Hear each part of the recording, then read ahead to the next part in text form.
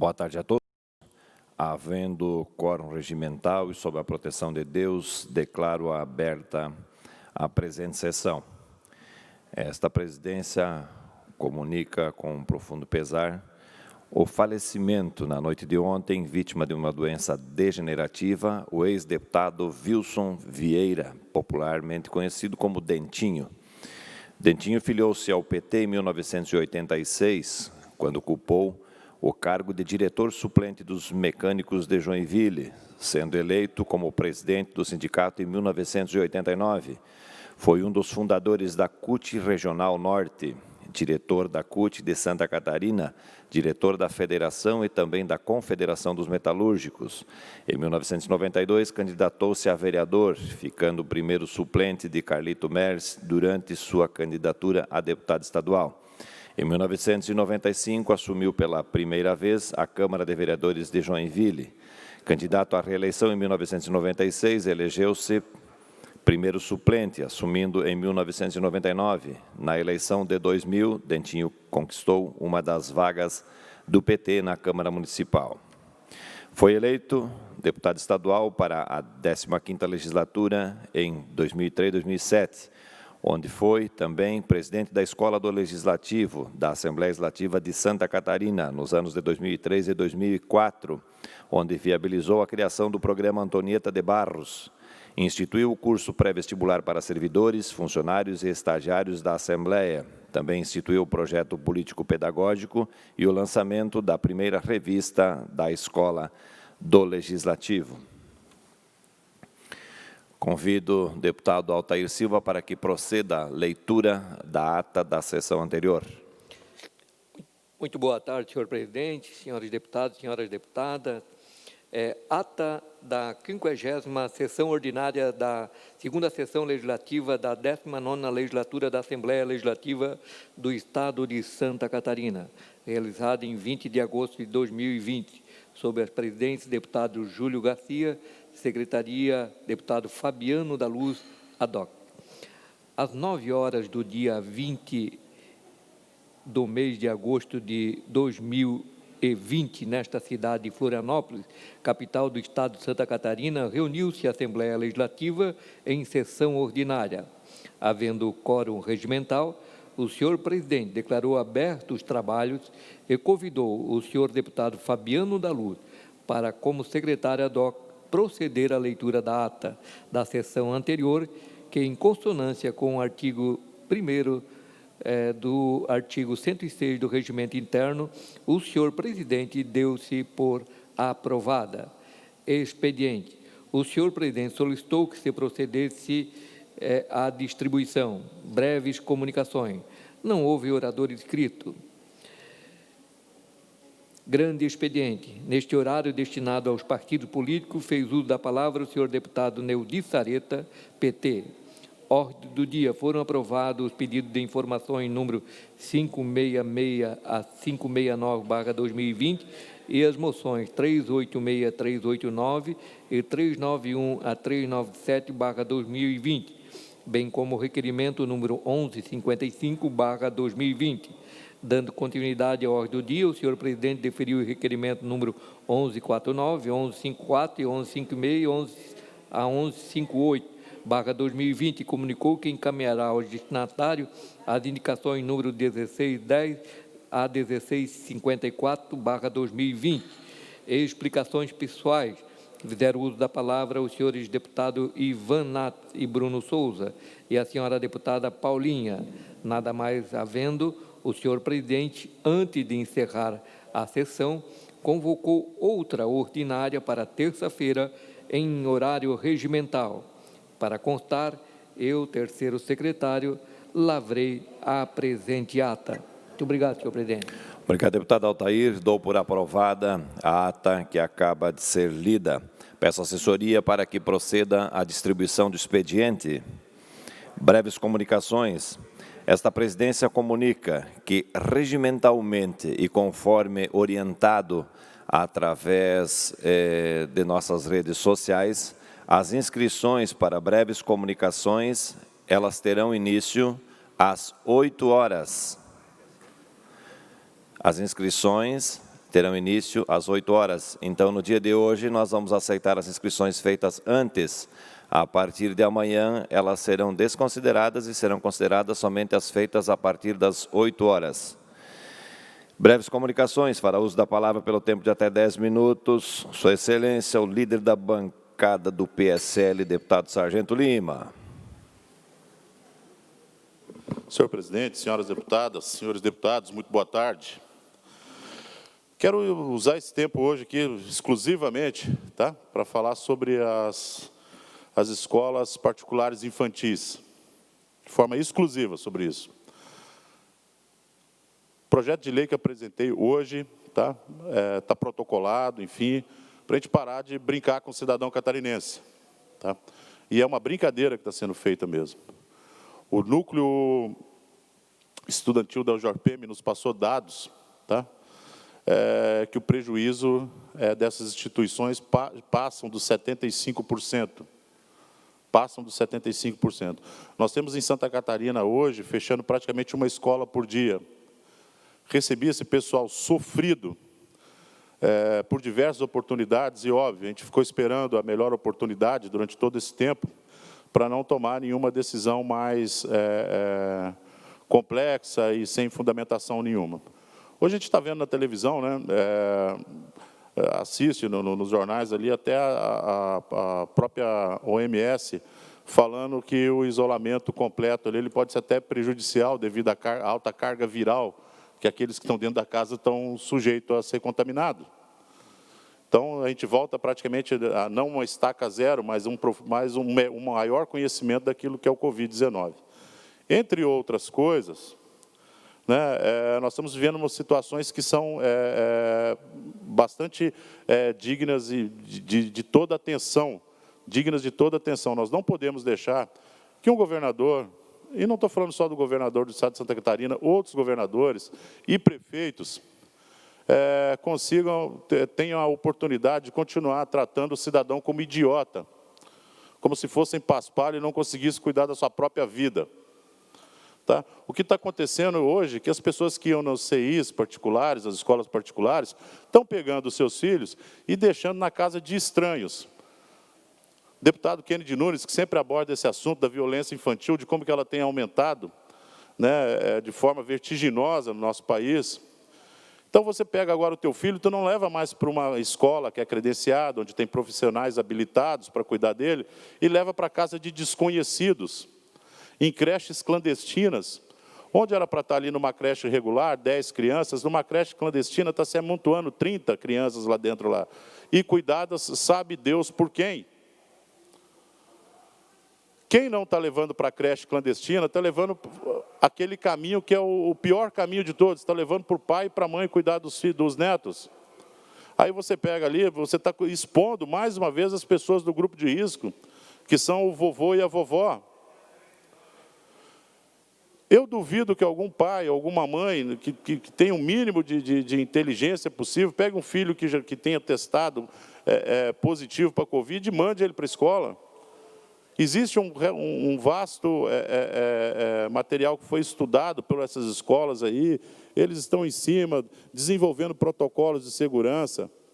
Então, chegou a hora de a gente parar de deixar assim, olha, que pessoas que por pura política mesmo, politizaram o assunto ao ponto de estar massacrando profissionais de Santa Catarina. Massacrando mesmo, estão acabando com a possibilidade de vida. De conhecer pessoas que eu conheço pessoalmente, que deixaram de pagar o aluguel da sua casa e foram morar em garagem, porque não tem dinheiro. E era professor. Foi mandado embora. Dono de escola, que mandou 4, 5 funcionários embora ali, e agora todos os 4, 5 colocaram ele no pau. Esse cara não se recupera disso nunca mais. Nunca mais. É uma irresponsabilidade desses governadores e prefeitos que já passou do limite do tolerável. Ninguém tem mais paciência com isso. Nós já estamos discutindo aqui vários outros assuntos e continuam batendo numa tecla que até a OMS mesmo já está se declarando ali, dando o braço a torcer. Se não quiser usar a hashtag Bolsonaro tem razão, usa a hashtag Bolsonaro não estava errado. Assume. Assume de uma vez por todas. Esse projeto, eu não sei de onde partiu esse projeto maligno de falir Santa Catarina, de falir o Brasil. A troco do quê? Aí fala que se trata de um assunto de educação. A última coisa que estão preocupando é com o desenvolvimento intelectual da criança. Estão colocando o cara lá que é calceteiro, agora ele não está colocando pedra na rua, vai cuidar de criança no fundo do quintal da casa dele. É esse cara que está fornecendo educação para as crianças. Pelo amor de Deus. Passou do limite. Então, eu estou falando da inclusão das escolas particulares ali, inclusive, e gera renda. Misericórdia, até onde vai? Até onde vai essa... eu já não chamo mais de burrice, eu chamo de maldade. Parece a obra daquele mau inquilino, que é despejado e antes de ir embora ele tem que quebrar a casa toda. Parece que é isso que estão fazendo com Santa Catarina. Vai lá, quebra o vaso, quebra a torneira, danifica a porta, já vou embora mesmo. E deixar esse rastro, um rastro de desemprego. Um rastro de pessoas... Deputado Scudilak, quer usar a palavra? Sim. Fique à vontade. Queria endossar o pronunciamento de Vossa Excelência. Acho que esse mal financeiro, que agora a própria Organização Mundial da Saúde reconheceu, que o mal econômico pode ser tão ou mais grave do que o problema da saúde. E teria que deixar a critério dos municípios, já está, abrir com aquelas cautelas necessárias, os pais vão fazer essa opção e todos sabem que qualquer ambiente que tiver a verificação, a constatação de um caso, ele vai ter que ser interditado por 14 dias para que todos passem pelos testes. Então, tem que dividir essa responsabilidade com os empresários que querem trabalhar, que querem reerguer. Então, acompanho o pensamento de Vossa Excelência, essa defesa das escolas particulares e que, sim, tem que ser dada uma oportunidade para que pais e educadores façam essa decisão. Muito obrigado. Deputado Kennedy Nunes.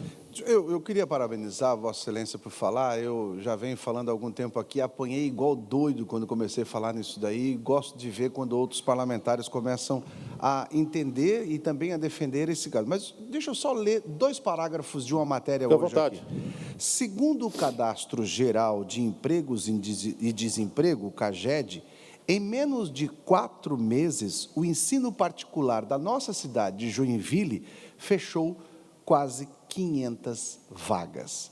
O nível mais atingido pelas demissões é exatamente a escola infantil, com 278 cortes ou 278 cortes de vagas, ou seja, quase 50% das vagas de desempregados, os novos desempregados em Joinville, foi do ensino infantil. Obrigado. Como disse, o deputado Kennedy Nunes, o deputado Maurício Scudilak, muito obrigado pela participação.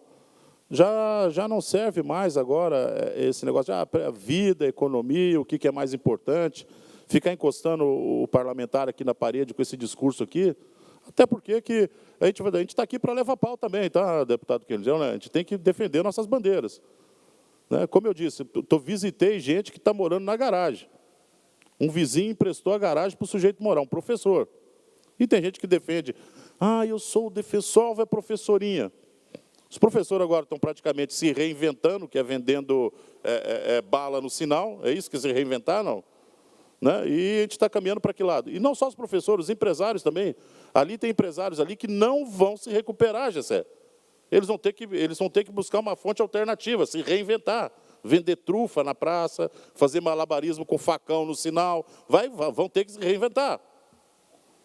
Então, está na hora, como eu disse, não é só o nosso governador, outros governadores de outros estados, nós, prefeitos têm que tomar uma postura agora e de ter o mínimo de consideração com as pessoas e com a Constituição. Estão chamando o povo de idiota, como se a gente não soubesse escolher o que é bom para a gente. Deputado Ivanates. Vamos trabalhar. O país precisa trabalhar. Nós precisamos trabalhar.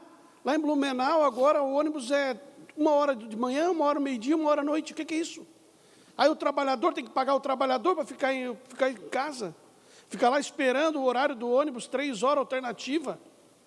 Aí o trabalhador fica à disposição da empresa, a empresa pagando o trabalhador não podendo trabalhar. A gente precisa trabalhar, vamos voltar a trabalhar. Vamos voltar a gerar riqueza, gerar renda e gerar imposto. Porque ano que vem a coisa vai ficar feia se a gente não voltar a trabalhar.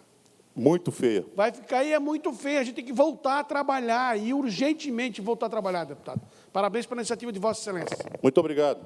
É isso, senhor presidente. Breves comunicações, fará uso da palavra o deputado Kennedy Nunes. Senhor presidente, eu queria ficar no trabalho. Ficar no trabalho. Gostei da fala do deputado Ivan, do deputado Sargento Lima, deputado, ficar no trabalho. Coloca para mim aquela postagem, aquela imagem. Vamos ler. Eu não sei, parece que esse governo... Vamos ver essa postagem aí. Coloca lá, olha lá. Postagem do governador Carlos Moisés. Ele diz assim, ó: Santa Catarina teve o melhor julho da história na geração de postos de trabalho. Mais de 10 mil empregos formais registrados no mês passado, segundo o Ministério de Economia. Terceiro maior saldo do Brasil. Proporcionalmente, a população foi o melhor resultado do Brasil. Além de Santa Catarina figurar entre os melhores estados na gestão de enfrentamento à pandemia, conforme avaliadores independentes, os números mostram que também somos destaque na recuperação econômica, mérito de todos os catarinenses. Não podemos relaxar, o trabalho continua. Pode tirar.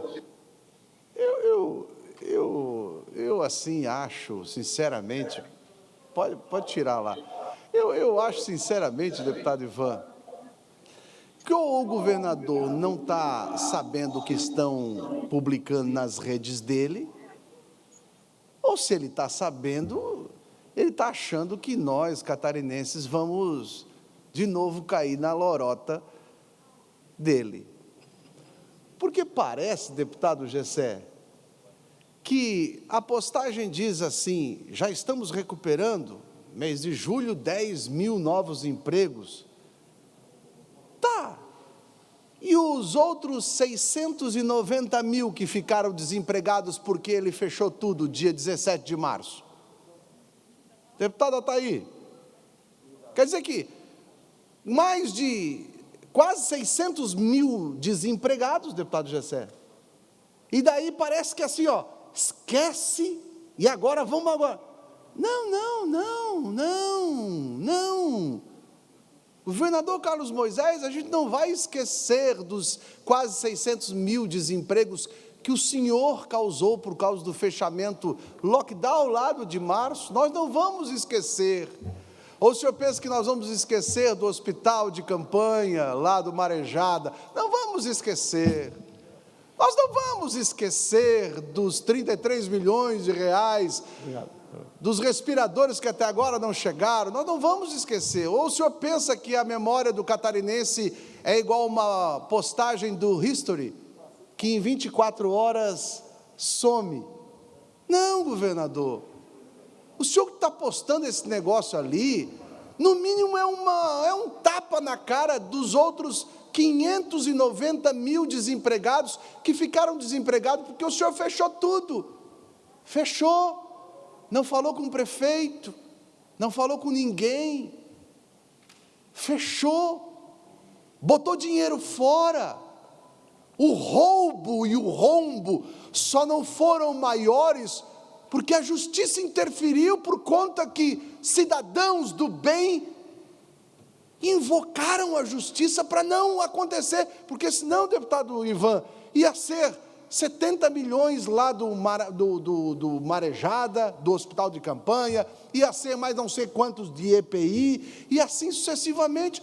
Se essa casa não tivesse tomado uma atitude, a sangria ia continuar. Agora, com todo respeito, deputada Campanholo, O governo dizer que nós somos o estado com maior visibilidade e controle da pandemia, quando nós tivemos ainda essa semana a notícia que números de mortes do coronavírus foram duplicados. Eu fico imaginando, se nós aqui em Santa Catarina somos destaque, pobre dos outros estados. Deputado Gessé. Me concede a parte, deputado. Eu fico pasmo com esse tipo de comentário, né? Nós tivemos mais de 500 mil desempregados numa fase de lockdown, e agora, naturalmente, que as coisas vão começar a se reestruturar, as empresas vão começar a chamar de novo. Só o que me faltava ele começar a comemorar essa volta ao emprego, que vai ser natural. Devidamente, tu vai liberando o comércio, as coisas vão se retornando às questões iniciais de novo. Mas por que ele não comenta que Santa Catarina tirou nota C no Boletim de Finanças Públicas do Tesouro Nacional? Nota C, até então era A e B, e com isso, a gente agora está impossibilitado de conseguir créditos no governo federal, por causa da nota C no Boletim de Finanças Públicas do Tesouro Nacional. Sobre isso ele não comenta. Então ele faz esse tipo de comentário, dizendo que é o melhor de não sei de onde, que ele tirou, porque não tem fonte nenhuma, é da coisa da cabeça dele, e fica enganando as pessoas com esse tipo de publicação. Parabéns, deputado. Governador Carlos Moisés, a história de Santa Catarina não é history de Instagram, que depois de 24 horas só tem salvo quem fez uma foto da tela, porque senão desaparece. Não, governador Moisés, nós não vamos esquecer todo o mal que o senhor fez ao Estado desde o dia em que decretou o lockdown sem conversar com ninguém. E o pior, quando ele volta a conversar com os prefeitos, presidente, sabe o que ele diz? Vocês vão ter que fazer alta complexidade. Em 20 anos, daquele grupo bipartite entre secretários de saúde e secretário de saúde de Estado, nunca veio à pauta, deputado Sargento Lima, o governo, que é responsável por alta complexidade, exigir que os prefeitos agora paguem a alta complexidade. É um negócio absurdo. Eu, quando recebi essa postagem, eu fiquei pensando assim, ele deve viver no mundo da lua, né? Deve viver no mundo da lua, uma bolha, porque não dá para entender. Mas agora ele começou a trabalhar de noite, gravou um vídeo 10 horas da noite, dizendo que começou a trabalhar de noite. Agora ele falta trabalhar sábado e domingo, porque sábado e domingo ele não trabalha, e visitar os outros municípios, porque até lá em Itapiranga o vereador desmentiu, porque estava lá que ele tinha ido, e ele não foi ele, foi a vice-governadora que foi. Ô Moisés, vamos trabalhar, Moisés? Ah, mas tem aquela musiquinha, né? Para que trabalhar? Mas vamos trabalhar, Moisés. Agora vamos trabalhar sério, não fique enrolando. Ei, a história de Santa Catarina não é history do Instagram. Não é history do Instagram. O povo não vai esquecer dos 33 milhões de reais que o senhor sabia sim. O senhor sabia sim. Sabia tudo, autorizou, abriu crédito. Estou sabendo que está apertando aí o negócio. Estou sabendo. E a CPI trabalhou sério aqui, sob a tutela do presidente, do relator, dos outros membros aí, trabalhamos sérios e comprovamos que o Moisés sabia sim. Pode enganar quem você quiser, mas nós não vai enganar não, governador, não vai não. E para encerrar, eu nem ia trazer esse assunto hoje aqui, eu queria trazer um outro assunto que eu vou trazer amanhã, Mas eu queria fazer, o Sargento Lima, eu queria prestar uma continência, minha homenagem a todos os soldados, porque hoje é o dia do soldado. Dia 25 de soldado, a todos os soldados. Essa casa presta continência pelo trabalho fantástico que vocês fazem. Obrigado, senhor presidente. Breves comunicações, pelo tempo de até 10 minutos, fará uso da palavra a deputada Ana Campanholo. Boa tarde, senhor presidente. Boa tarde aqueles que nos ouvem de casa também. Eu vou começar o meu pronunciamento hoje dando voz e vez aqui no parlamento a um pensador de esquerda, Paulo Freire. Eu gostaria que o pessoal da equipe técnica colocasse na tela para a gente algumas imagens. Olha, essa é uma frase de Paulo Freire. Não há saber mais ou saber menos. Há saberes diferentes. Bom, então, para Paulo Freire, o conhecimento popular vale tanto quanto o científico e o conhecimento dos alunos vale tanto quanto dos seus professores, correto? A próxima imagem mostra um livro famosíssimo do Paulo Freire, que é Pedagogia do Oprimido. E nesse livro, Paulo Freire nos contextualiza de que o aluno dentro da sala de aula muitas vezes é um colonizado, enquanto o professor é seu colonizador, quando tenta impor sobre o aluno seus valores ou até mesmo seus saberes científicos, né? Enfim, Paulo Freire é defensor dessa ideia que você vê na boca da esquerda o tempo todo. E tem mais um ainda, uma das obras mais recentes dele, Pedagogia do Oprimido, fala sobre valorizar e respeitar a cultura do aluno. Pode tirar. Aquela cultura que o aluno traz de casa, até de uma certa forma, os saberes que não são científicos, que não são ensinados dentro da sala de aula. E o nome do livro, Pedagogia da Autonomia. Então, você veja, para a esquerda, para os pensadores de esquerda, é tão importante que o aluno tenha tanta vez e tanta voz quanto o professor. É uma estratégia para destruir as hierarquias, o professor não manda mais que o aluno, não existe colonizador e colonizado dentro da sala de aula. Bom, diante de tudo isso é que eu quero trazer um fato que aconteceu na minha cidade natal, cidade de Itajaí, na semana passada. Gostaria que colocasse na tela, por favor.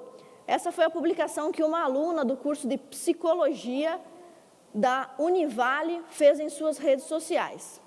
Tudo começou, vou explicitar de forma bem imparcial, quando a aluna assistindo uma videoaula, a Univale está com aulas remotas, virtuais, presenciou durante a aula do seu professor que ele tinha atrás, ele organizou atrás da sua fala, da sua aula, expôs uma bandeira ali do movimento LGBT, do movimento GLS, né, uma bandeira gaysista no fundo da sua aula, enquanto ministrava a aula. A aluna, de forma bem imparcial, eu vou expor aqui o que ela fez, ela tirou um print do professor e colocou ali, que é um questionamento dela. Nós não vamos entrar aqui na questão de saber se o professor podia ou não colocar aquela bandeira, mas sim no direito de expressão, de indignação ou de qualquer coisa dessa aluna. A aluna Ana Paula publicou ali nas suas redes sociais, então, aquela imagem que os senhores viram ali, perguntando por que o pessoal de esquerda aceita tão bem os símbolos ideológicos, as bandeiras ideológicas e partidárias, mas não aceita, está sempre tentando derrubar os símbolos que são religiosos. Nós temos também que considerar que a maior parte da população brasileira é cristã, seja católica ou evangélica, e por isso, e não somente por isso, mas também porque a Igreja Católica, porque a comunidade cristã construíram a civilização ocidental, é que nós temos símbolos religiosos em todas as repartições públicas. Aqui mesmo dentro da Assembleia Legislativa, os senhores estão vendo um crucifixo, a imagem de Jesus Cristo maior do que o tamanho real, deve ter uns 4 metros essa imagem, não sou muito boa de cálculo, mas é por aí. Então, uma imagem grande, significativa, numa repartição pública.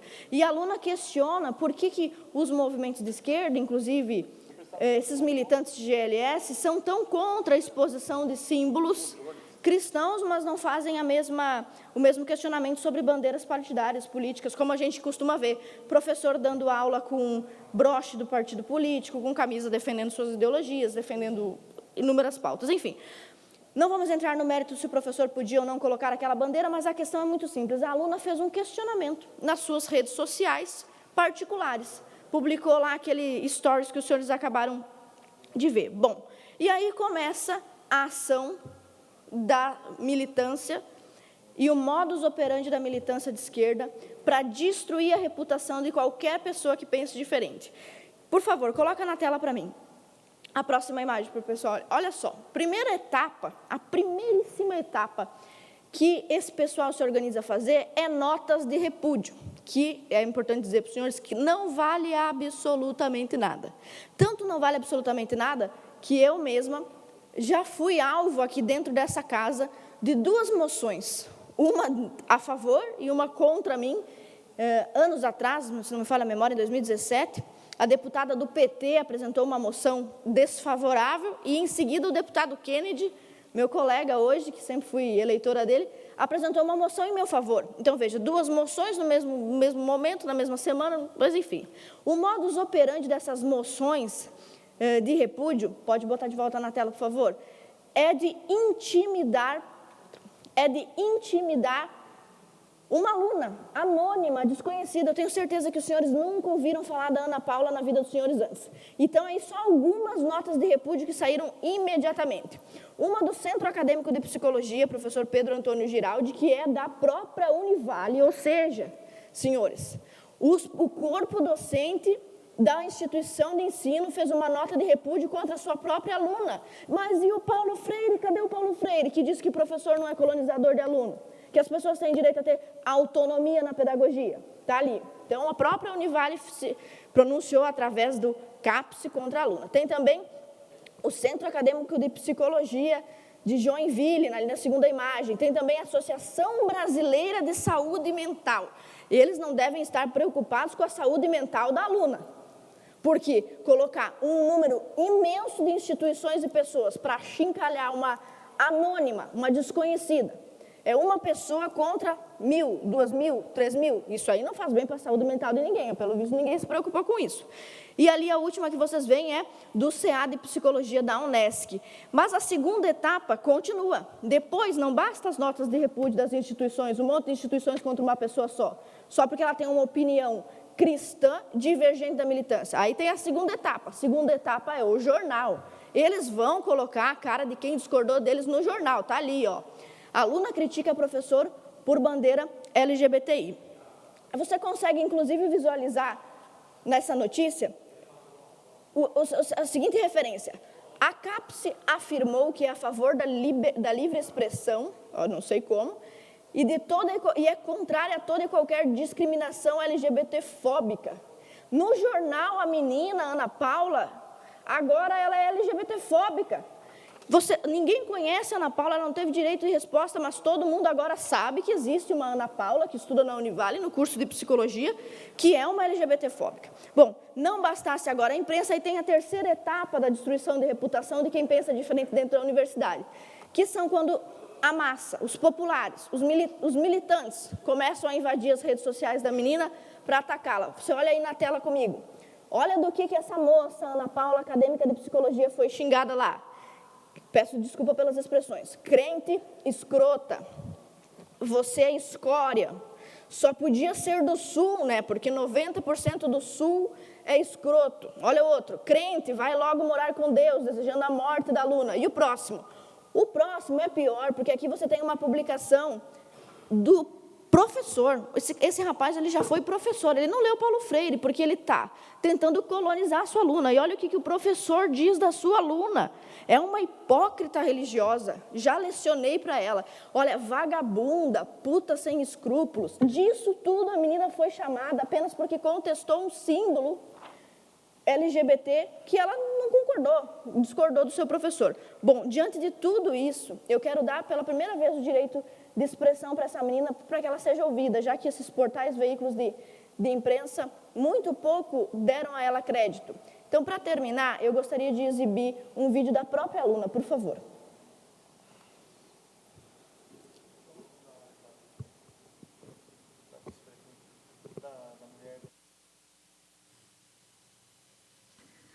Confesso que no início dessa situação me senti extremamente aterrorizada diante de tantos xingamentos e ameaças que foram além de mim, mas que chegaram até a minha família. Mas também, perante isso tudo, pude perceber o quanto meu posicionamento e questionamento foi totalmente coerente, uma vez que a luta para que me calasse foi gigantesca, né? E a partir disso também pude perceber o quanto centros acadêmicos, diretórios acadêmicos, conselhos de várias profissões que se posicionaram estão tomadas por ideologias de cunho político, né? É o que é triste, mas é o que acontece e o que pude perceber porque recebi vários depoimentos de pessoas que sofrem também retaliação dentro das universidades do nosso país, e não somente isso, né? Mas de outras salas de aula que estão fora da universidade e estão, né, em outros contextos aí. Deixo aqui minha última fala, dizendo que não é só por uma bandeira. Minha luta é contra a doutrinação ideológica dentro das salas de aula, não só de universidades, mas de todo o nosso país. Ainda em breves comunicações, fará uso da palavra o deputado Gessé Lopes. Deputada Ana, o inferno deve estar em festa. Eu fico imaginando como não deve estar feliz o comunista italiano Antonio Gramsci, que escreveu em seu livro Cadernos do Cárcere, nos anos 1930, não tome quartéis, tome escolas. Deve estar lá brindando, olhando para os brasileiros, fazendo exatamente o que dizia em seu livro, brindando lá no colo do capeta. É por isso, deputada Ana, que eu vejo como muitas vezes uma pessoa que se diz de direita, ele ainda se simpatiza com esse tipo de movimento. Por quê? Porque é um movimento vitimista. Eles pensam que eles angariam todos os homossexuais. Isso não é verdade. Se você é de direita e nutre qualquer tipo de simpatia com esse tipo de movimento, pelego, pé no saco, reveja seus conceitos. Isso aí, com certeza, é um dos tentáculos de uma revolução socialista através da cultura. 80% dos brasileiros não concordam ou não se sentem representados por esse movimento. E você não vai ser homofóbico por isso. Não vai ser homofóbico por ser contra a identidade de gênero, a ideologia de gênero, que é a principal pauta desse movimento. E essa é a arma que eles usam, Ana. É a principal arma. É se vitimizar, é se ofender, deputado Lima. Quanto mais poder tu dá para a pessoa se ofender, com mais facilidade essa pessoa vai ficar ofendida. Infelizmente, não se faz mais gays machos, como se fazia antigamente, né? Como o nosso saudoso, que eu tenho orgulho de usar a camiseta dele, Clodovil, que foi abandonado pelos pais biológicos aos 3 meses de idade. E ele foi adotado por um casal simples, que faleceu, e deixando ele com 11 anos de idade, tendo que ser criado pela tia. E ele não se vitimizou, ele não considerou os héteros os bandidos. Ele sabe de onde que veio, era cristão, defendia os valores da família. Certa vez perguntaram para ele se ele tinha orgulho de ser gay, e ele disse que não, ele não tinha orgulho de ser gay, ele tinha orgulho de ser quem ele era, uma pessoa decente, que cresceu na vida, sem se vitimizar, esfregar a bunda na cara de ninguém, uma pessoa decente. Então, eu acho que até entendo hoje, deputado Lima, porque que muito ele foi ridicularizado naquela época, porque ele era de direita, e ser de direita naquela época era vexatório. Então, lamentavelmente, hoje como faz falta homossexuais como Clodovil. E hoje a gente vive uma espécie de ditadura gay, porque a gente não pode contestar, uma aluna não pode contestar uma bandeira LGBT que o professor estava usando na sala de aula. Não pode perguntar, não pode questionar, que é perseguido e rechaçado, como mostrou a deputada Ana. Isso é um absurdo que está acontecendo.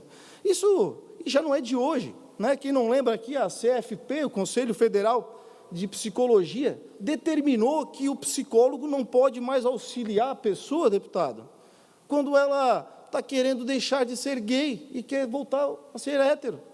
Só agora, se a pessoa é hétero e quer ser gay, ela pode ser auxiliada por um psicólogo. Ao contrário, não pode. Você sabia disso? É isso. Para que mais claro do que essa situação? Aqui em Tubarão, ano passado, uma psicóloga, ela quase teve o seu registro cassado, até hoje está se incomodando. Sabe por quê? Porque ela fez um videozinho de 1 minuto, falando mal sobre a ideologia de gênero, mostrando as mazelas da identidade de gênero. Quase teve o seu registro cassado, registro profissional. Aqui em Florianópolis, o promotor Henrique Lemonge, o conselho, aqui, a comissão dos direitos homoafetivos e gênero, até para fazer nome eles são chatos, da OAB aqui de Santa Catarina, quer a expulsão compulsória do promotor, porque ele está cumprindo a lei, porque ele não quer transformar a união estável em casamento. Casamento é lei. Vocês querem mudar o casamento, que lá diz, no seu artigo 226, que o casamento só pode ser celebrado entre homem e mulher? Mudem a Constituição, façam pelo caminho certo. Ninguém está acima da lei. E o promotor simplesmente não concordou, como outros têm medo desses ataques, desses aqui que a Ana mostrou aqui. Então, um promotor que só está cumprindo a lei, não é nem questão de ser a favor ou contra, cumprindo a lei, e ele é perseguido, querendo aí a cassação compulsória do promotor, o afastamento compulsório. E eu também já fui vítima desses ataques, aí, porque eu não dou bola para eles. Para mim, esse tipo de movimento aí, para mim, é pelego, e eu não respeito. Respeito o direito deles de se expressarem, mas as bandeiras deles eu não respeito. Então, eu já fui muito apedrejado e atacado por eles, inclusive tem uns prints aqui, que eu vou mostrar, porque isso aí para mim, eu até dou risada, eu não dou bola, mas para mostrar que realmente é isso aí que a Ana falou. Quando eu apontei aqui a questão da identidade de gênero lá praticada na escola de Joinville, olha os comentários aí que eu recebi, pode passando a mensagem aí, nem vou ler, porque... Pode passar, por favor. Nobre deputado, gostaria muito de agendar o horário, seus assessores, para uma bela trocação de socos. Essa daí até gostaria que ele agendasse. Esse deputado aí deve querer muito ser travesti. Tem uma coisa que eu acho impressionante. Todos eles acham que a gente que critica eles querem ser gay, que a gente é enrustido, é impressionante. Eles acham que o mundo inteiro quer ser gay. Pode passar para frente, por favor. Devo bater num fascista? Não dá para ler ali, mas o pessoal de casa vai ler. Seu miséria machista do cara, vai para o inferno, pode passar. Vagabundo é um ótimo objetivo para você desprezível, pode passar. Imbecil, cala a boca, desgraçado, você é um canalha, vai se informar, pode passar. Estuprador, até estuprador tinha ali. Por que tu não vai sentar em algo grande e duro? Olha só, que absurdo. Jesus amado, pode passar. Olha aí, pode passar. Conservadores são os mais tarados, loucos, por isso procuram tanto. Pode passar. É isso aí, defeito pela... Pode passar. Aí, estadual, GC, enfim, passa. Por trás de todo homofóbico tem ali, olha só, meu Deus, pode passar. Olha aí a montagem que fizeram. Então, tudo isso aí nos comentários, essa baixaria, isso aí. É assim que eles estão lutando contra o preconceito. Pode tirar a imagem. Então, eles querem instituir algo que nem eles mesmos definiram ainda, deputado Bruno. Nem eles definiram o que eles são. Cada dia aparece uma putaria nova. Sempre tem alguma coisa diferente. Pode passar, por favor. Olha só. Uma vez era só gay, depois era homossexual, depois virou GLS, agora LGBT, LGBTI, LGBTQ, LGBTQIA, LGBTQIAP, LGBTQIAPN, olha o último lá, LGBTQICAP, F2K+. Parece uma PEC, né? Tu vai emendando assim. Isso é ridículo, e eles querem que a gente engula isso aí. Gente, não me venham dizer que eu sou homofóbico, isso não vai colar, isso não cola. Eu sou chatofóbico, Eu odeio gente chata, gente mimizenta, que querem problematizar tudo, né? Existe gente que odeia gay, deve existir uma meia dúzia de retardado aí que odeia gay, por ser gay, mas é uma minoria. Mas isso não se combate, isso se combate trabalhando, se combate com dignidade, com respeito às pessoas, e não esfregando a bunda na cara das pessoas. Obrigado, presidente. Pela ordem, Vossa Excelência me concede só uma parte, deputado Gessé. Eu queria falar para Vossa Excelência e para a deputada Ana, que ainda que eu discorde em muito da forma como ideologicamente vocês advogam causas aqui, eu me coloco solidária, viu, Ana, a essa menina pelos xingamentos, porque uma das nossas bandeiras é justamente essa, que as pessoas parem de ser preconceituosas uma com as outras. Aquela que pensa diferente, ela não pode ser tratada dessa maneira. E eu quero dizer para Vossa Excelência, deputado Gessé, que ainda que em muitas ocasiões nós tenhamos divergido, eu me sinto mal quando leio comentários ofensivos dessa natureza em relação à sua pessoa, porque eu sei que o senhor é um pai de família, independente das suas crenças, não merece ser tratado dessa forma publicamente nas redes sociais. Então, nesse sentido, Ana, eu entrego pensando divergente, quero deixar claro, mas solidária absolutamente, porque ninguém pode ser tratado dessa forma. E essa... Mais 30 segundos. Só para concluir, senhor presidente, foi uma vítima de grande preconceito e a gente ser achincalhado em rede pública é muito constrangedor, é muito triste para a família. Obrigado, deputado.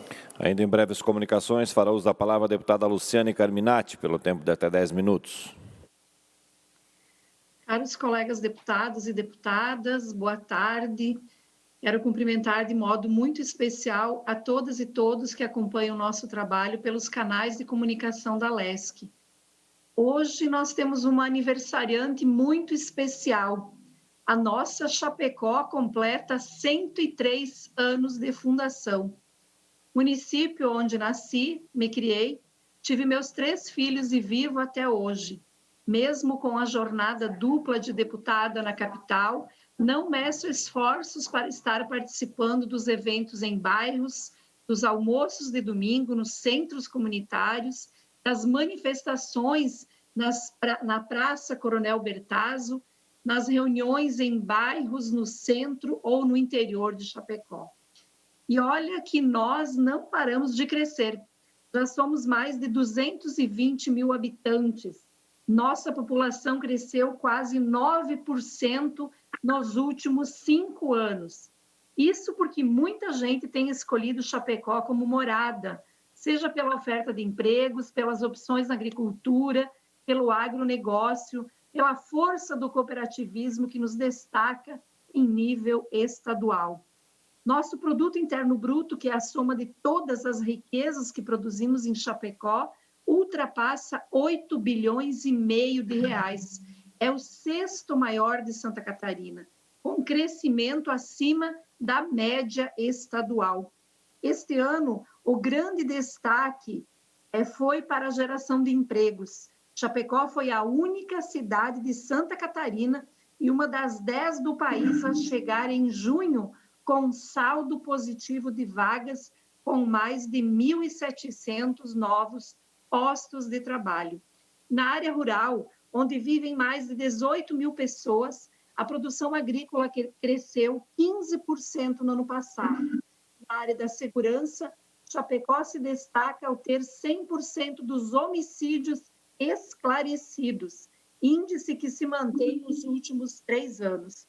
Todas essas condições favoráveis ao nosso município são fruto do suor dos chapecoenses e, em grande parte, da herança de governos em que o bem-estar da população vinha em primeiro lugar, acima de qualquer outro interesse. Chapecó chega aos seus 103 anos, com muitos desafios e alguns sonhos.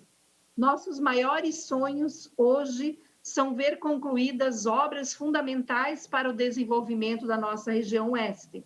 Eu cito aqui a nova Rota do Milho, a duplicação da BR-282, o contorno viário leste, o aeroporto de Chapecó e o sistema de abastecimento robusto para enfrentar a estiagem que sempre assola os nossos agricultores.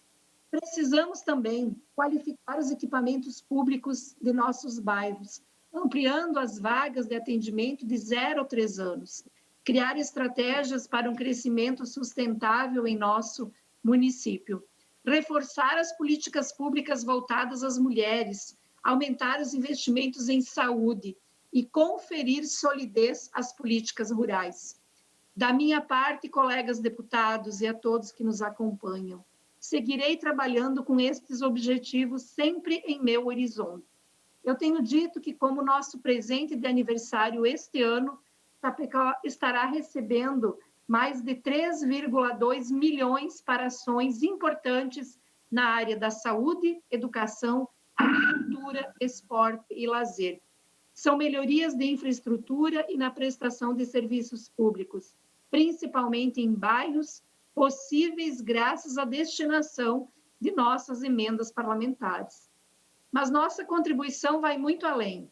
Não é possível deixar de mencionar o fortalecimento do setor cultural a partir das nossas ações à frente da Comissão de Educação e Cultura da LESC, bem como os incontáveis ganhos para a educação.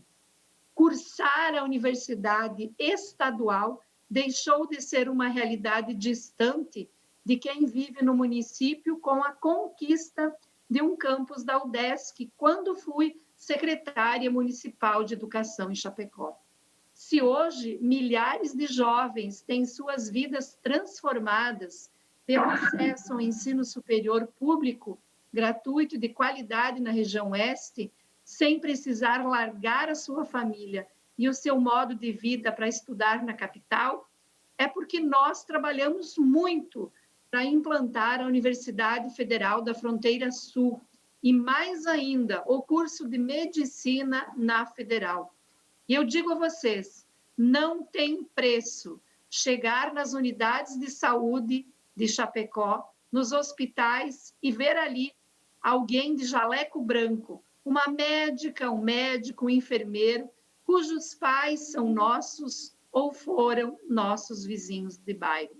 Uma universidade federal com mais da metade de vagas reservadas a estudantes de escolas públicas. Nós fomos a primeira universidade que inovou, chegando a ter 92% das vagas para a escola pública, promovendo uma verdadeira revolução social a partir do município de Chapecó. Tudo isso pela nossa coordenação. Essas são algumas marcas da nossa perseverança, do nosso compromisso e da seriedade deixadas na história do município de Chapecó, que agora, hoje, colegas, completa seus 103 anos de fundação. Juntas e juntos, há muito, mas muito o que comemorar. E para finalizar, eu quero deixar um forte abraço a todos os chapecoenses, os que nasceram aqui como eu, ou como a grande maioria que escolheu Chapecó para viver com sua família, com seus amigos, construir profissão e carreira. Desejo muita saúde, muita união, muita confiança a todas as famílias chapecoenses. E sigamos juntas e juntos por muitos e muitos anos. Um grande abraço, mulher educadora, ex-vereadora de Chapecó e atual deputada estadual Luciane Carminati.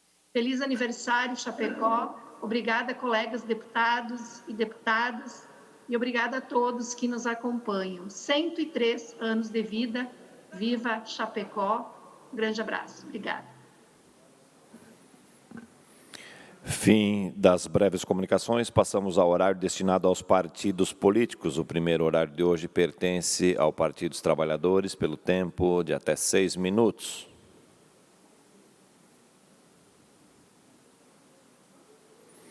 Tem um orador inscrito. O próximo horário pertence... Pela ordem, senhor presidente, eu estava inscrita.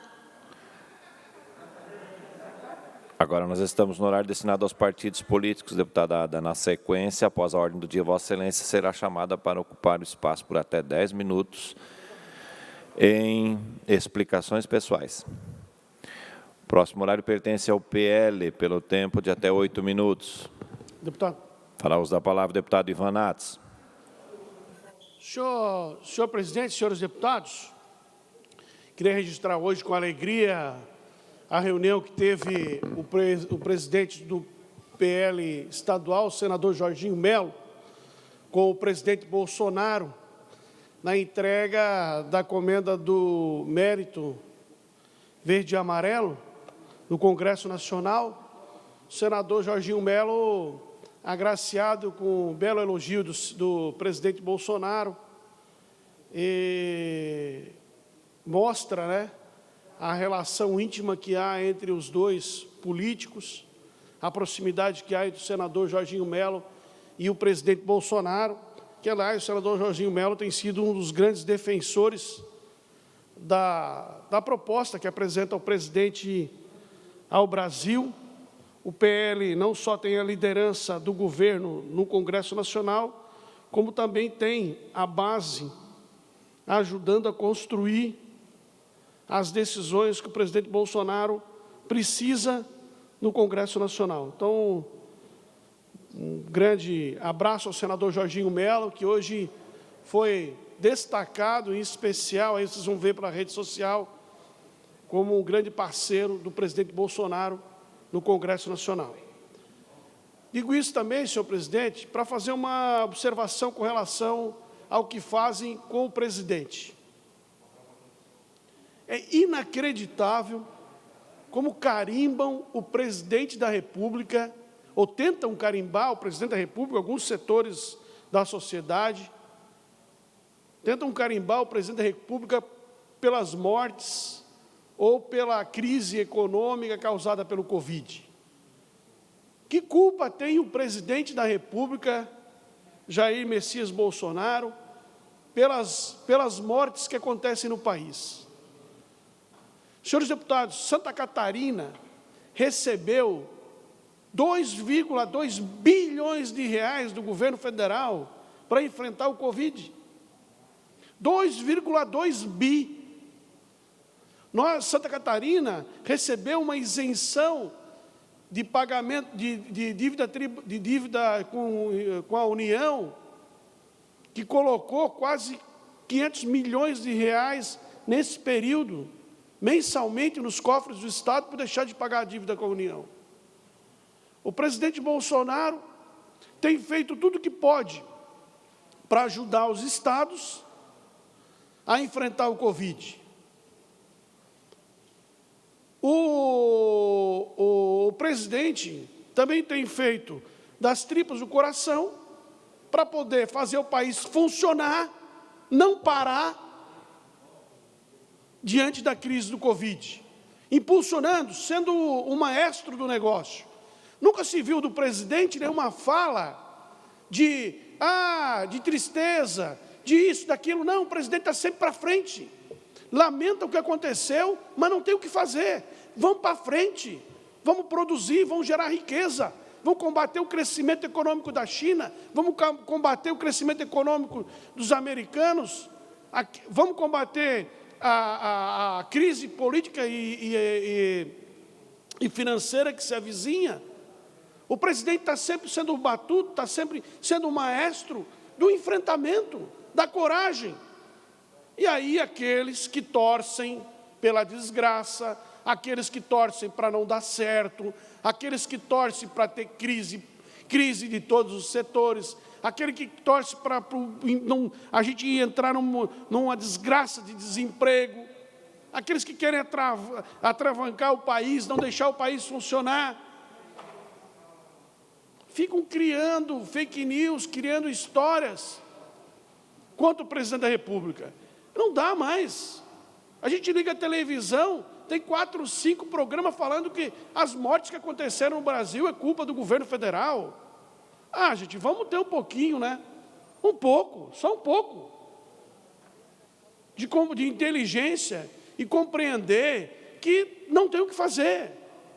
O que se pode fazer está sendo feito. A Itália sofreu tantas mortes proporcionalmente como o Brasil. Os Estados Unidos, países desenvolvidos da Europa, estão também sofrendo.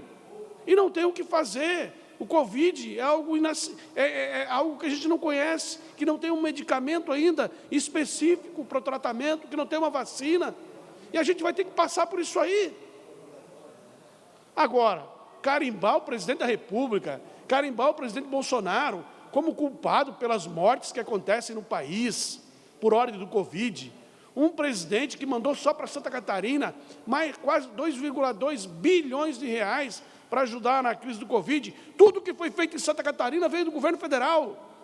Todos esses hospitais que foram instalados aí pelo Estado de Santa Catarina, esses números de UTI que estão aí, foi o dinheiro que veio do governo federal. A dívida que nós temos com os hospitais filantrópicos foi dinheiro do governo federal. Então, o governo federal, através do presidente da República, tem feito o que dá, tem feito o que pode. E, senhores deputados em Santa Catarina, a gente tem que ficar atento, observar, porque tem sempre um grupo querendo botar a culpa em quem está trabalhando. Tem um grupo torcendo para dar errado, tem um grupo torcendo para não dar certo, tem um grupo torcendo para ter desemprego, tem um grupo torcendo para que não funcione. Mas esse grupo vai quebrar o bico. Esse grupo vai quebrar o bico. Vai funcionar. Vai funcionar. Eu acompanho um pouco a Bolsa de Valores, acompanho um pouco o crescimento das indústrias internacionais. Nós estamos sofrendo agora nós vamos sofrer agora um problema de falta de matéria-prima, nós vamos ter problema com falta de aço, falta dos derivados do plástico, nós vamos ter problema com a falta até com papel, celulose. A gente vai viver esse período, mas rapidamente nós vamos se estabelecer e vamos voltar a crescer. Então, aquele que torce para dar contra, aquele que torce contra, torce para não dar certo, querido, pode tirar o teu cavalinho da chuva, pode desistir, porque vai dar certo. Nós vamos crescer, vamos passar essa crise, vamos gerar emprego e vai dar certo. O presidente Bolsonaro pode contar com o PL, pode contar com o Partido Liberal, lá no Congresso Nacional, no Senado Federal e aqui em Santa Catarina. E quem tentar enfrentar isso que está dando certo, vai sofrer resistência, e resistência firme, de quem acredita que o país está no caminho certo. Tem muito para fazer ainda, tem muito para aprender, tem muito para corrigir, mas vamos vencer esse desafio e vamos vencer junto com o presidente Bolsonaro. Presidente, conte com o PL, conte conosco, nós estamos juntos nessa empreitada. Próximo horário pertence ao MDB, pelo tempo de 13 minutos e 30 segundos.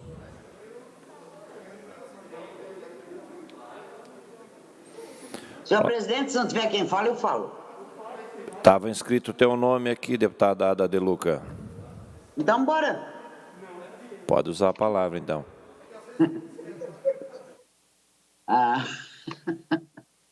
Senhor presidente, senhores deputados, cidadão que nos acompanha pela TVA e pela Rádio Alesc, boa tarde a todos. Administrar uma cidade, chefiar uma secretaria, presidir uma estatal, governar um estado, tudo isso resume-se numa só coisa: pensar nas pessoas. É simples, muito simples, pensar nas pessoas. Quem ocupa cargo público, seja ele um mandato eletivo, seja um cargo comissionado ou efetivo, não importa.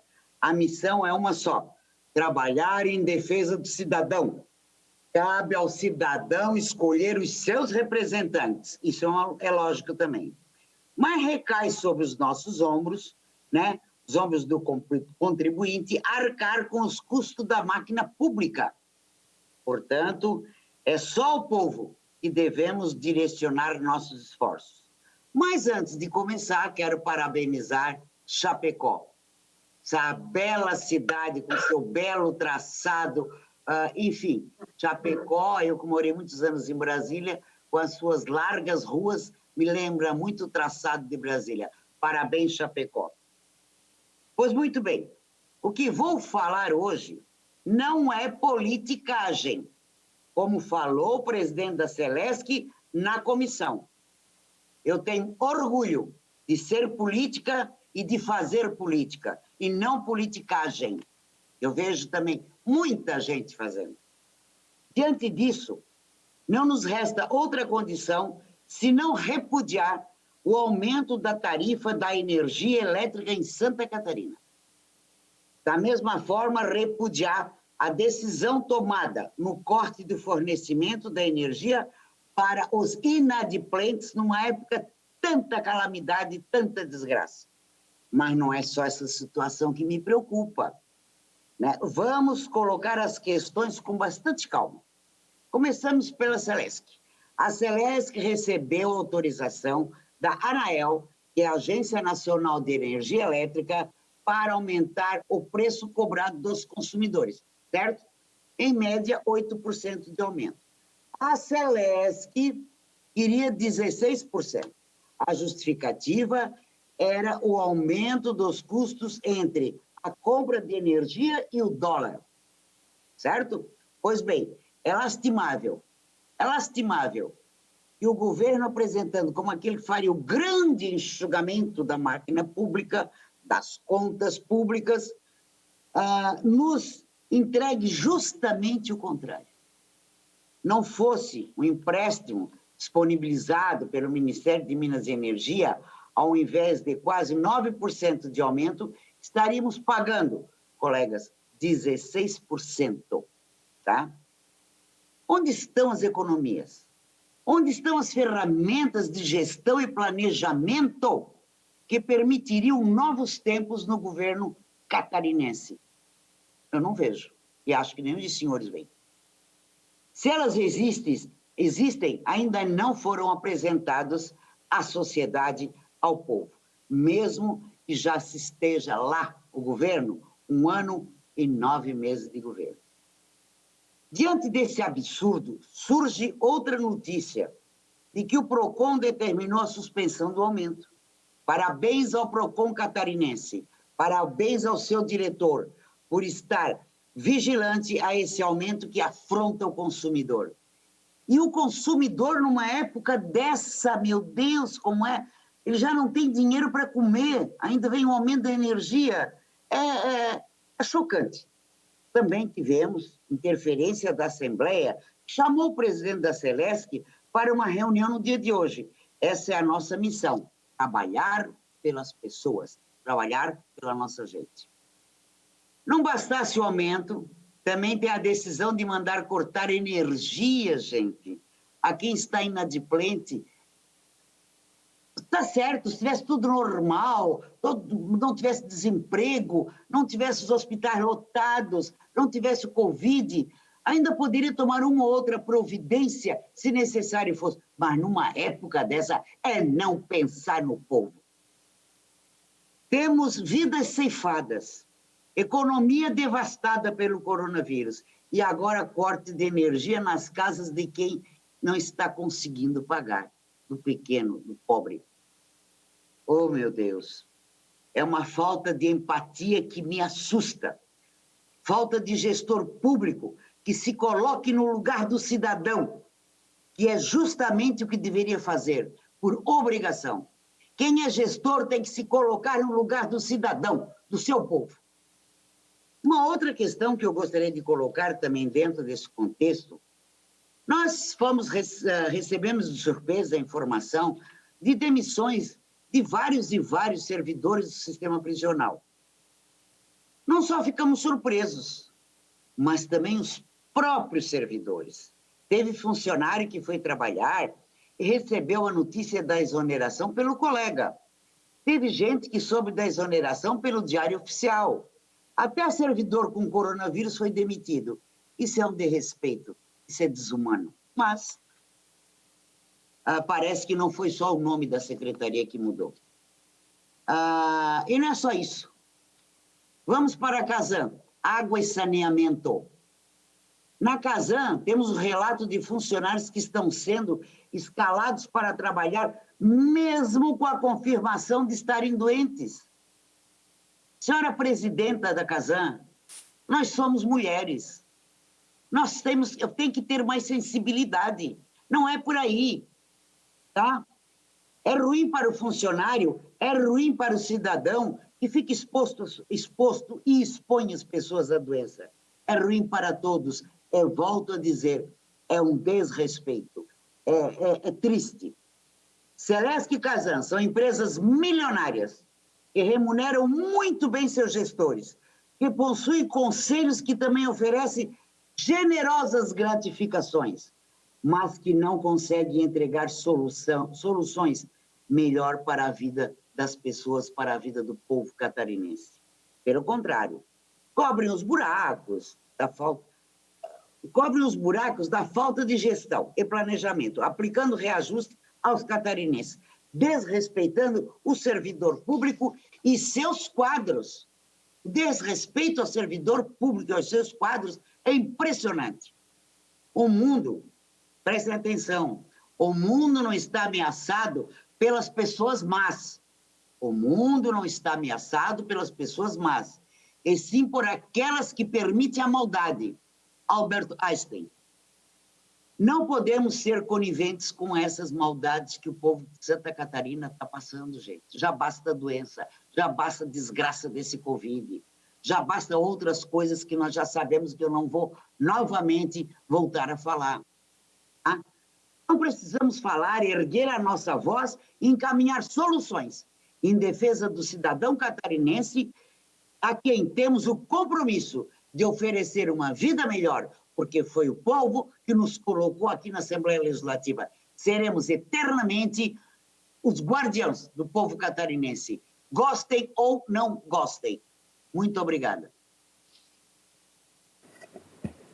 Próximo horário pertence ao PSL, pelo tempo de até 7 minutos. Fará uso da palavra deputada Ana Campagnolo. Só passa uns carros de vez em quando, assim, daí dá para ir ali tranquilo. Não pode andar sem máscara, fica sossegado. Senhor presidente, muito obrigada. Eu vou ocupar o tempo do nosso partido para defender o meu ex-colega de partido, presidente da República, porque recentemente nós vimos no canal de mídia local que o jornalista Paulo Alceu também se comoveu com essa situação. Então, eu fiquei comovida com o fato de alguém da mídia ter ficado comovido com as injustiças que são feitas contra o presidente. E sobre isso exatamente que eu gostaria de falar. Só para contextualizar rapidamente, eu quero passar um vídeo de 30 segundos, apenas 30 segundos, que mostra uma declaração de uma jornalista da TV Globo, por favor. E no mesmo dia em que o Brasil deve atingir a triste marca dos 115 mil mortos pelo novo coronavírus, o presidente Bolsonaro participou de um evento chamado Brasil Vencendo a Covid. Nem Bolsonaro, nem as autoridades do governo presentes prestaram solidariedade às vítimas e seus familiares.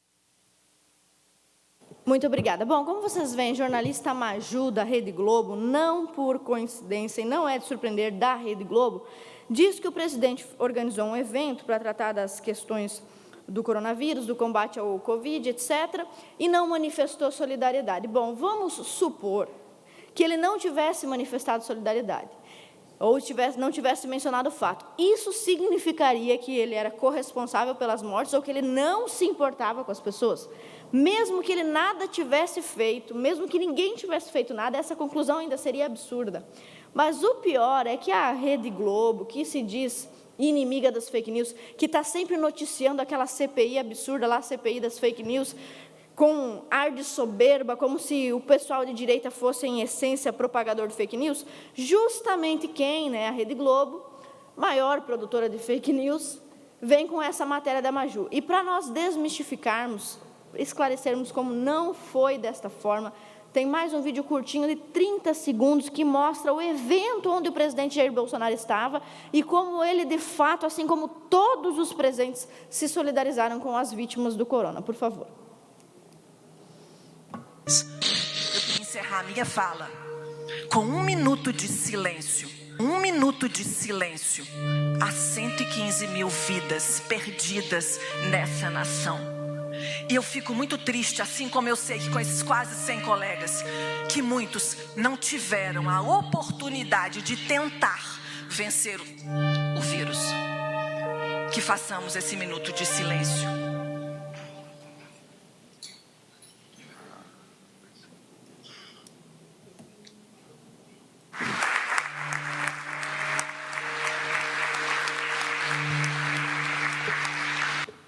Obrigada. Então, olha só. Mais uma vez desmentindo a Rede Globo. Se for fazer pronunciamento aqui na tribuna, cada vez que for preciso desmentir acusações feitas contra o presidente, eu vou acabar pedindo o tempo do partido todos os dias de sessão, falar em todas as breves comunicações que existem na Assembleia Legislativa, e daqui a pouco nem minha mãe não vai me aguentar mais assistir aqui. Mas o negócio é escrachado, uma perseguição contra o nosso presidente. E para esclarecer como as coisas não estão dessa forma, não apenas o presidente está preocupado em combater o coronavírus com 1 minuto de silêncio ou com declarações demagógicas, bonitas, enfeitadas, o presidente tem feito isso não com palavras, mas com ações. Eu gostaria que colocasse na tela aí para mim os gastos que o governo federal já teve no combate ao coronavírus, por favor. A primeira imagem, vocês estão vendo aí? Vocês estão vendo aí? Do orçamento de 512 bilhões de reais previstos para combater o corona, o governo já gastou 294 bilhões de reais. E olha ali, só Santa Catarina, nosso estado, Santa Catarina, dados eles ainda estão desatualizados ali, né? Mas Santa Catarina teria recebido até no dia 16 de agosto 2,6 bilhões de reais. Pode pôr mais um, por favor. E olha esse dinheiro sendo investido e direcionado aí. Foram 219 milhões para o Estado, distribuído conforme o critério de população, 102 milhões para os municípios, 1,1 bilhões de reais pertencentes aos estados, 780 milhões aos municípios, 724 milhões de reais apenas de suspensão de pagamento de dívida. E atualizando esses números, pode pôr mais uma imagem na tela? Se nós atualizarmos esses números, são, na verdade, 2,9 bilhões. Hoje, dia 25 de agosto, são 2,9 bilhões de reais que o governo federal já mandou para Santa Catarina. Nessa matéria que vocês veem aí, o governo gastou 54,3% dos recursos previstos com pandemia. Revela o Instituto Fiscal Independente. Pode tirar, por favor. Então, conforme essas notícias, e nós temos muitas outras, eu vou ler só algumas notícias que demonstram como o presidente Bolsonaro está preocupado com a questão do coronavírus e dando atenção ao nosso estado catarinense. No âmbito estadual, o governo federal destinou 2,9 bilhões de reais para o setor público catarinense, sendo 1,3 bilhões para o governo do estado e 882 milhões para os municípios, conforme o portal oficial do Senado. Em julho, uma ação coordenada da Companhia Nacional de Abastecimento e do Ministério da Damares, também as Forças Armadas, forneceram 13 mil cestas básicas aqui em Santa Catarina. Militares das Forças Armadas entregaram mais de 12 mil medicamentos faltantes para Santa Catarina, também no site do governo. A Polícia Federal distribuiu cerca de 6 toneladas de alimentos a famílias carentes de Santa Catarina. A Receita Federal liberou a entrada de 9 milhões de máscaras de kits e testes aqui para Santa Catarina. Entre outras notícias, é uma infinidade de matérias que demonstram as preocupações do governo federal com o nosso estado e também com o Brasil todo, onde já se gastou, só em auxílio emergencial, por exemplo, 167 bilhões, são 30 bilhões para reembolso de estados e municípios, 15 bilhões para pequenas e microempresas, um presidente que não está preocupado só com a saúde, nem só com a economia, mas com ambas as pautas. E só para terminar e esclarecer, por que será que a Rede Globo está assim, há tanto tempo tão revoltada com o presidente Bolsonaro? Olha aí na tela o último gráfico. Esse aí é o gráfico de dinheiro, a quantidade de dinheiro público que a Rede Globo recebeu em milhões de reais, certo? E esse montante de dinheiro, olha a infinidade de dinheiro que foi para a Rede Globo, está diminuindo cada vez mais, porque o presidente Bolsonaro está cortando as tetas aí da emissora. Mais 30 segundos para Vossa Excelência concluir. Pode tirar. Então, por essa razão, talvez os ânimos e a hostilidade dos jornalistas da Rede Globo e de toda a equipe estejam assim tão acirrados contra o nosso presidente. Então, só para esclarecer, mais uma fake news da grande mídia contra o presidente Bolsonaro. Obrigada, presidente. Próximo horário pertence ao Bloco Social Democrático, PSD, PDT, PSDB e PSC, pelo tempo de 15 minutos. Fará uso da palavra o deputado Jair Mioto. Senhor presidente, eu quero fazer um breve relato do que foi a reunião com o presidente da Celesc, na Comissão de Economia, Minas e Energia, Ciência e Tecnologia. Recebemos o presidente Cleício Poleto, e os deputados tiveram a oportunidade de fazer as suas indagações com relação não só ao tema, que era a questão da retomada dos cortes, e também com relação ao reajuste de 8,14%, mas também outros assuntos polêmicos foram debatidos, e o presidente respondeu a todas as indagações. E quero dizer, senhor presidente, que percebo que não é momento para que o consumidor catarinense seja alvo desse reajuste da tarifa. O presidente assegurou que a tarifa social não é objeto de corte, e também a autorização de corte a partir de 1º de agosto, assegurou o presidente que não está sendo feita. Eles estão avaliando, estão renegociando, parcelando em 12 vezes, mas me preocupa, senhor presidente, a questão de manter esse aumento de 8,14%. Ao fim, ficou o apelo desse deputado como presidente da comissão, dos demais deputados, para que esse aumento seja, no mínimo, suspenso e que não seja concedido neste momento em que a nossa população catarinense tem sofrido tanto com essa pandemia. Nós temos milhares de postos de trabalho que foram perdidos, chegamos a 2.000 pessoas que vieram a óbito também no nosso estado, famílias enlutadas. Então, fizemos este apelo à presidência da Celesc, em que pese esse aumento é uma determinação da agência reguladora, Agência Nacional de Energia Elétrica, ANEEL, e incide também sobre isso a seca do ano passado, embora nós estejamos vivendo um momento em que os reservatórios estão cheios, mas refere-se ao ano passado, refere-se também à própria cotação do dólar, que teve disparado o seu valor aí na época da pandemia. Mas fizemos o apelo ao presidente e vamos também tentar, junto à Comissão de Minas e Energia do Congresso Nacional, deputados federais, junto à ANEEL, para que, no mínimo, suspenda esse aumento, e sugerir isso reiteradas vezes ao presidente, para que a Celesc esteja sensibilizada, pois há, sim, mecanismos de gestão na Celesc que permitem as compensações, as realocações, e que se postergue, então, é o mínimo que eu creio que a Celesc pode fazer pela sociedade catarinense, é postergar, então, esse aumento. Se realmente não é possível evitá-lo, mas que não se conceda nesse período agora de agosto, setembro, outubro, que se dê um alívio para a população catarinense, já tão cambalida nessa situação penosa aí dessa crise, não só de saúde, mas econômica e também política. Então, ficou muito bem desenhada a posição desse deputado e demais deputados que fizeram as suas intervenções, como muito bem falou também o deputado Bruno Souza, deputado Vampiro, deputado Kennedy, deputado Maurício, deputada Ada, demais deputados que participaram da reunião da comissão. Então, reitero aqui de plenário também o apelo para que a Celesc, num momento de excepcionalidade e num momento, sim, que é uma gestão histórica do senhor presidente Cleício Poleto, que se mostrou muito competente também nas respostas, a equipe também demonstrou todos os gráficos, todas as situações, mas a pergunta que não quer calar,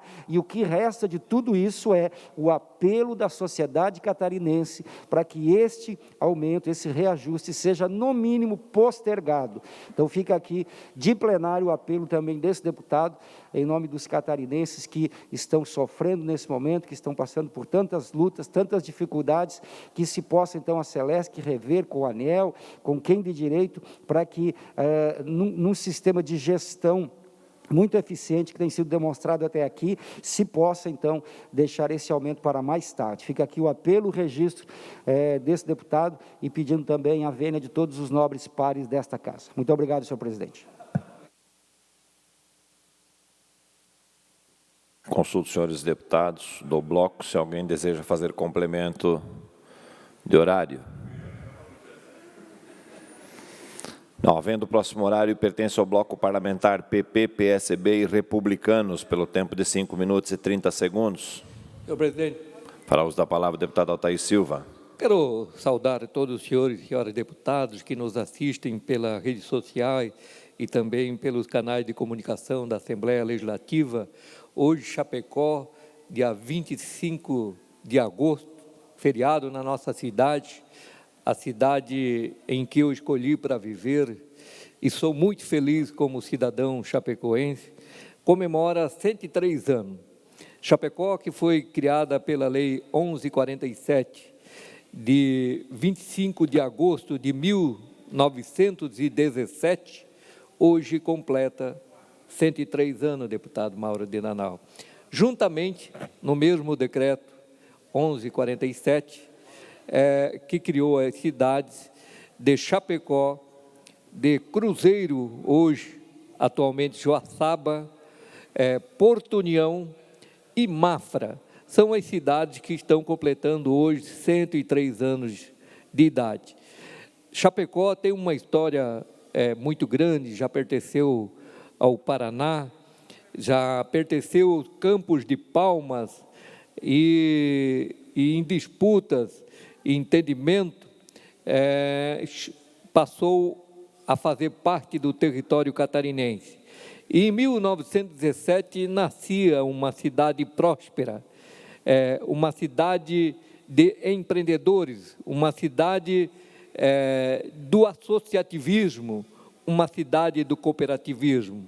Hoje, a nossa cidade é administrada pelo prefeito Luciano Buligon, a quem eu me orgulho de ter concedido o título de cidadão catarinense, e Chapecó representa para todos nós uma história e um case de muito sucesso. Por isso, eu quero aqui parabenizar, em nome do prefeito Luciano Buligon, todos os ex-prefeitos que administraram a nossa cidade e que projetaram a cidade e fizeram com que Chapecó seja uma cidade desenvolvida, próspera e que receba o título, se não de direito, mas de fato, a de capital catarinense, a capital do oeste catarinense, Chapecó. A cidade que mais industrializa e exporta carne para o mundo inteiro da América. Nenhuma cidade produz tanta proteína de origem animal, tanto quanto Chapecó. Por isso, nesse dia, nós, através desse parlamento, rendemos a nossa homenagem a essa maravilhosa cidade que tanto nos orgulha. Chapecó hoje é um polo educacional que abriga mais de 14 instituições de ensino superiores e forma os mais variados profissionais para o mercado. Chapecó é um grande polo da indústria da construção civil e lá você basta abrir a janela e em todos os lados da cidade, em todos os recantos da cidade, existe uma construção, existe uma expansão da cidade que cresce permanentemente. Mesmo no período de pandemia, Chapecó é a cidade que tem mais se destacado na geração de empregos em Santa Catarina. Aliás, tem crescido os empregos na cidade de Chapecó, graças à sua vocação para o agronegócio e para a exportação de produtos alimentícios derivados do suíno, da ave e também do peru, que nós exportamos para o mundo inteiro. Chapecó também é um polo de excelência em prestação de serviços, tendo várias empresas que exportam e que produzem e geram serviços para todas as regiões do Brasil e também do Mercosul. Chapecó é a cidade do associativismo, tem um setor empresarial extremamente organizado. Aqui quero citar a SIC, uma das entidades que tem sido líder do desenvolvimento de Chapecó, o SECOM, a CDL, todas essas entidades, o Centro Empresarial, todas essas entidades que unidas formam um ambiente que estimula o empreendedorismo, a geração de empresa e o crescimento econômico da cidade. A Sociedade Amigo de Chapecó, que tem sido a alavanca de muitos projetos de desenvolvimento para a nossa cidade.